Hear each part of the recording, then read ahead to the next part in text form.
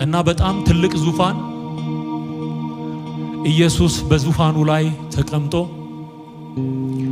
በጣም ነጭ ዙፋን በጣም ትልቅ በቃላት ሊገለጥ የማይችል ትልቅ ዙፋን እጆቹን በዙፋኑ እጄታ ላይ አድርጓቸዋል።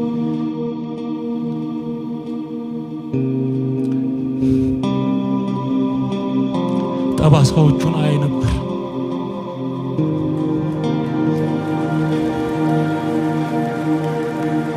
የእጆቹን ችንካር ምልክቶቹን አይ ነበር። ፊቱን ማየት አይቻል፣ በጸዳል የተሞላ በዛው ያን ጊዜ እኔ አልገባኝ፣ እግዚአብሔር ግን የገባው ነገር ነበርና 3 ኢንካውንተሮች በኔ ህይወት ውስጥ ነበሩ። ግን ገንዘብ ጥሎ ሊመጣ ይችላል፣ ክብር ጥሎ ሊመጣ ይችላል። ሃሌሉያ! ጋራ የመተያየት ጊዜ ማለት ይህንን ስናገር በስጋ ያሉ ሰዎች በዚያን ጊዜ የነገርኳቸውን ራእይና ህልም ትዝ ስለሚላቸውና ስለሚያውቁት በጣም ኮምፎርታብል ሆኜ ነው ማወራው። በተለይ እናቴ አለች እዚህ 7ኛ ዓመቴ ላይ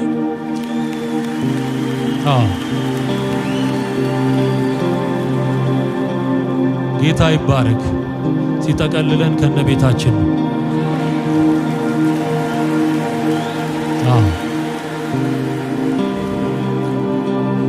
እህቴ የመድኃኔዓለም ጽዋ ከጓደኞቿ ጋር ሆና ትጠጣ ነበረ። እኛ ቤት ይመጣና ጸሎት ተደርጎ ተዘምሮ መድኃኔዓለም አዳነን በማይሻር ቃሉ የሚለው ዝማሬ ተዘምሮ ከዛ በኋላ ማታ ላይ እኔ ስዕል ላይ የማውቀው በጣም ረጅምና ግዙፍ የሆነ ጎልማሳ ሰው ነጭ ልብስ የለበሰ ሰው እኛ በተሰበሰብንበት በዛው ጉባኤ ውስጥ ቆሞ አየዋለሁ። ሁሉንም ሰው ይዳስሳል እና እየዳሰሰ ሲዞር እጁን እንደምንም ብዬ ተንጠራርቼ ይዘዋለሁኝና ሙሉ በሙሉ ጸጉራም ነው እጁ። ልክ ያንን እጁን ስነካው እሱ ላይ ያለ ጸጉር በሙሉ ለጌታ ክብር ነው የምናገረው፣ ሙሉ በሙሉ ወደ እኔ ሰውነት ይተላለፋል ሙሉ በሙሉ እና በጣም አስደናቂ የሆነ ስሜትና ፍርሃት ተቀላቅሎብኝ ተነሳው። ቀጥታ የሄድኩት እናቴ ጋር እና እሷ ጋር ሄጄ እንዲህ አይነት ህልም አየሁኝ ስላት በለማንም እንዳትናገር ትለኝና ጠዋት በማለዳ ይዛኝ አዋሳ ገብርኤል ገዳም ወሰደች። አዋሳ ገብርኤል የሄድኩትም ይሄንን ህልም ስላየሁ እና የጳጳሱ አቡነ ቀሲስ የሚባሉ አሉ፣ ያው ባለ ሙሉ ስልጣን ናቸው። እሳቸው ጋር ትምህርት ጀመርኩኝ። እዛ የሚያውቁኝ ሰዎች በሙሉ በህይወት አሉ እስካሁን። ከዛ በኋላ የዚህ የድቁና ትምህርቱን ቀጠልኩ። እንደ አጋጣሚ ሆኖ 2 ዓመት ከቆየን በኋላ በፋዘር የሥራ ቅያሪ ምክንያት ወደ ዲላ የሚባል ሀገር ሄድን።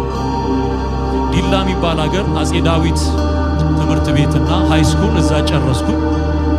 እዛ ጨርሼ 13 ዓመቴ ላይ በጎን ለጎን ይሄንኑ የድቁና ትምህርት አስቀጥየዋለሁ። ዲላ ሲሄድ ደግሞ ሚካኤል የሚባል ደብር ነበረ ምን ሄድ እና በ13 ዓመቴ ያየሁት ራእይ ደግሞ መጣ።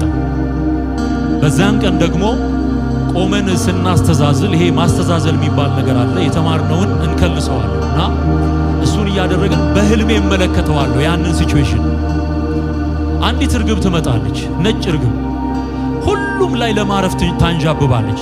ሁሉም እየተንጠራራ ሊይዛት ይሞክራል። ያቺ ወፍ ትበራለች፣ ያቺ እርግብ ትበራለች። መጨረሻ ላይ ትመጣና አናቴ ላይ ታርፍና ሊይዛት ስል ትበራለች።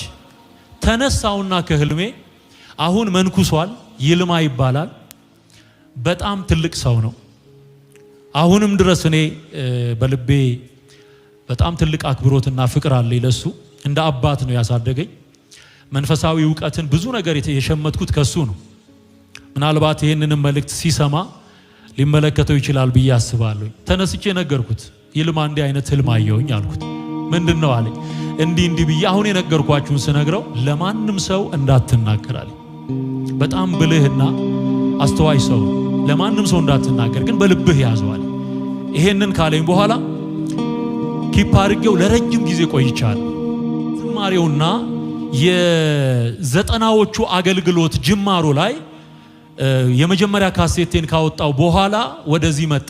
ያኔ ነው እንግዲህ ከዲላ ከመጋቢ በጋሻው ጋራ ወደዚህ ወደ አዲስ አበባ የመጣ ነው። 12ኛ ክፍል ከጨረስኩ በኋላ ቲዮሎጂ ገባን። የተለያዩ ነገሮችን ሞከርን። ቤተክርስቲያንን ለማገልገል እድሎች ተከፈቱ። የተዘጉ ነገሮችን ሁሉ እግዚአብሔር እየከፈተ ሞገስ እየሆነን ማገልገል ጀመርን። እንደምታውቁት በጣም ብዙ የመዝሙር ሲዲዎች የወጡበት ጊዜ ነው። እጹብ ድንቅ ነው ውለታው፣ ሊነጋ ሲል ይጨልማል፣ ቪሲዲዎች ይወጡ ነበረ። እግዚአብሔር በቤተ ክርስቲያኒቱ ውስጥ ሪቫይቫል አስነሳ። ክብር ለእግዚአብሔር ይሁን። ያ ዘመን የማይረሳ ዘመን ነው። ያ ዘመን የእግዚአብሔር ክብር የተገለጠበት ዘመን ነው። እነዛ ዝማሬዎች አሁን ድረስ ጉልበት ያላቸው ዝማሬዎች ናቸው። አሁንም እንዘምራቸው ናቸው እና ወደ ይሄንን የአዲስ አበባውን አገልግሎትና የነበረውን ትልቅ የወንጌል እንቅስቃሴ እዚህ የምታያቸው አገልጋዮች በሙሉ አብረውን ተሳትፈዋል። ሁሉም ላይ እግዚአብሔር መልእክት ነበረው። ሁሉም ላይ እግዚአብሔር አጀንዳ ነበረው። አሁን ቀሚሳቸውን ለብሰው ካባቸውን ደርበው ከፊት የምታያቸው በምርግትና ያገለግሉ የነበሩ እነዚህን ሰዎች ማን ጠራቸው ስትሉ ኢየሱስ ነው የጠራቸው፣ ማንም አይደለም። በቃ ገንዘብ ሰው አይጠራም ወገኖቼ፣ ገንዘብ ሰው አይጠራም፣ ሀብት ሰው አይጠራም፣ ሚዛን ሊደፋ አይችልም። ኢየሱስ የጠራው ግን ገንዘብ ጥሎ ሊመጣ ይችላል፣ ክብር ጥሎ ሊመጣ ይችላል። ሃሌሉያ! ብዙ ነገር እግዚአብሔር በህይወት ያደረገ፣ በድካምም በብርታትም ውስጥ አልፈናል። በጣም ጭንቅ የሆኑ እንባ የጨረስንባቸው ጊዜዎች ነበሩ። ከቤተሰቤ ጋር ያሳለፍናቸው በጣም አስፈላጊ ያልሆኑ እስከ ዛሬ ድረስ ስናስባቸው የሚዘገንኑ ቀናት ነበሩ። ለካ እግዚአብሔር መልካም፣ ጊዜ ይጠብቃል፣ ነገሮችን ለመስራት ቀን ይቀጥራል። ያችን ቀን ደግሞ ማንም አልፋትም እና ከዛሬ 8 ዓመት በፊት እኔን ሙሉ በሙሉ ወደ ለወጠው ሶስተኛው ራእይ ልውሰዳችሁና በቤቴ ውስጥ እታች ጸልዬ እንደተቀመጥኩኝ እንዲህ አይነት የራእይ ልምምድ አልነበረኝም። ከዛ በፊት ጸሎት አድርሼ ነው። ከላይ ሰዎች አሉ፣ እንግዶች አሉ። እኔ ክፍል ውስጥ ተቀምጫለሁ እና በጣም በብዙ ሐሳብ ውስጥ በብዙ ሐዘን ውስጥ የነበርኩበት ጊዜ ነው። ያን ጊዜ አይኖቼ ድንገት ተከፈቱ። እንደሱ አይነት ልምምድ አልነበረኝም። ይሄ ፊት ለፊት ነገሮችን ማየት ለመጀመሪያ ጊዜ ነው እና በጣም ትልቅ ዙፋን፣ ኢየሱስ በዙፋኑ ላይ ተቀምጦ፣ በጣም ነጭ ዙፋን፣ በጣም ትልቅ፣ በቃላት ሊገለጥ የማይችል ትልቅ ዙፋን። እጆቹን በዙፋኑ እጄታ ላይ አድርጓቸዋል።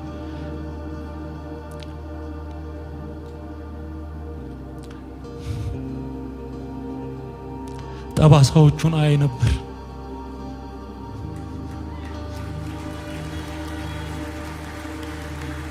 የእጆቹን ችንካር ምልክቶቹን አይ ነበር።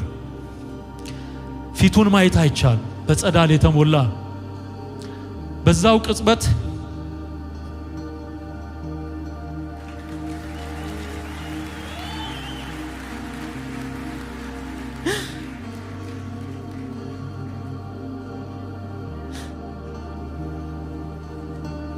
ሃሌሉያ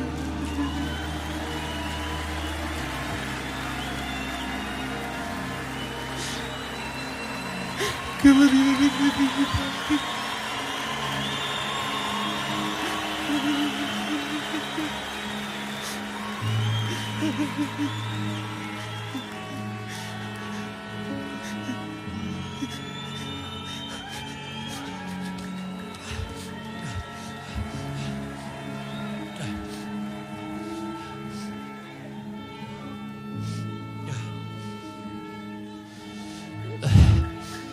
እኛን መለወጥ ማንም አይችልም።